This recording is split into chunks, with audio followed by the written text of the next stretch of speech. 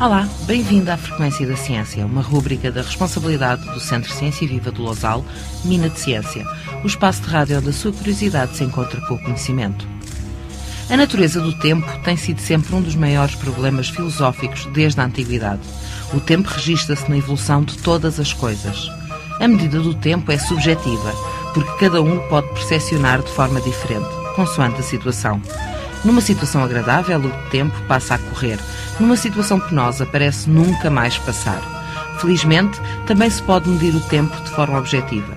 Que estranho seria o mundo se cada um de nós medisse o tempo com a sua bitola pessoal.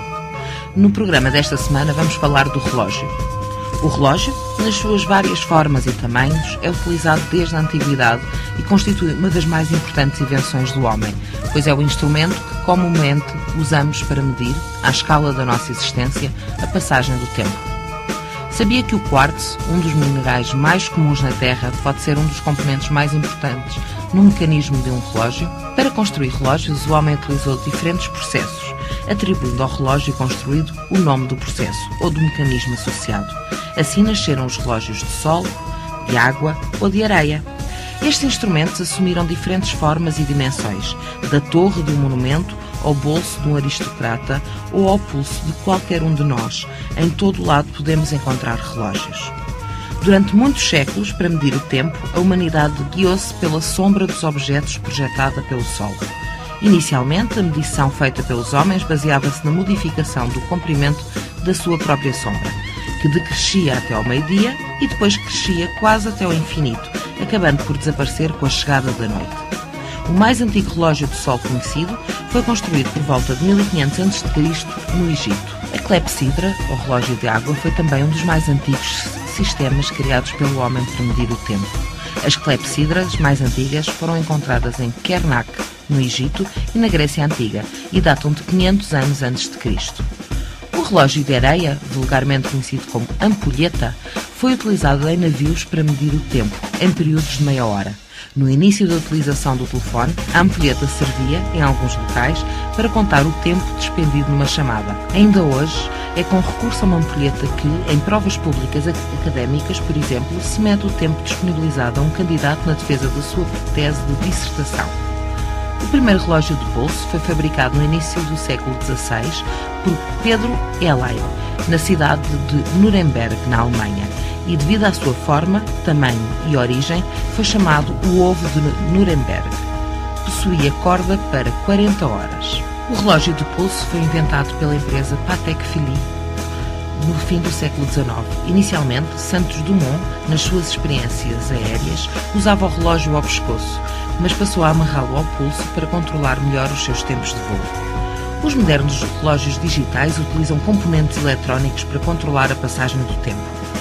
Usam energia elétrica que é normalmente fornecida por uma bateria de baixa voltagem. Mas sabia que é possível fabricar relógios incrivelmente exatos recorrendo à incorporação de minerais nos seus mecanismos internos?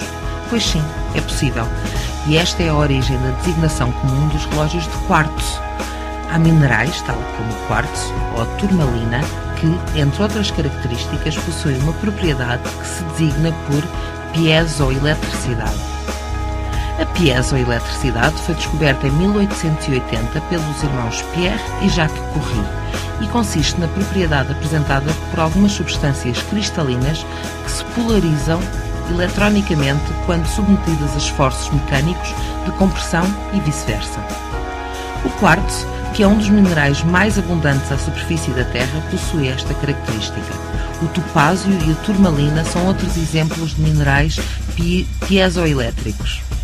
O relógio de quartzo não é mais do que um relógio baseado num cristal piezoelétrico de quartzo. Em 1927, o engenheiro Warren Madison, ao pesquisar fontes de frequência, aplicou os fundamentos da piezoeletricidade para construir um relógio baseado num cristal de quartzo associado a um circuito elétrico, Surgem assim os primeiros relógios de quartzo. Dada a grande abundância de quartzo na crosta terrestre e a relativa facilidade com que se pode ser sintetizado pelo homem em laboratório, o quartzo passou a ser frequentemente usado como oscilador em aparelhos eletrónicos tais como relógios e rádios. Mas em que princípios se baseia o seu funcionamento? Ora, cada cristal de quartzo possui uma frequência natural de vibração, a qual depende do seu tamanho e forma. Se um destes cristais é introduzido num circuito eletrónico oscilante que vibra a uma frequência muito próxima da frequência natural do cristal, a totalidade do circuito, incluindo o cristal, oscilará à frequência natural do cristal e a sua frequência manter-se-á constante durante períodos consideráveis. Para ficar com uma ideia, um bom cristal manterá a oscilação durante um ano com um erro acumulado de menos de 0,1 segundos.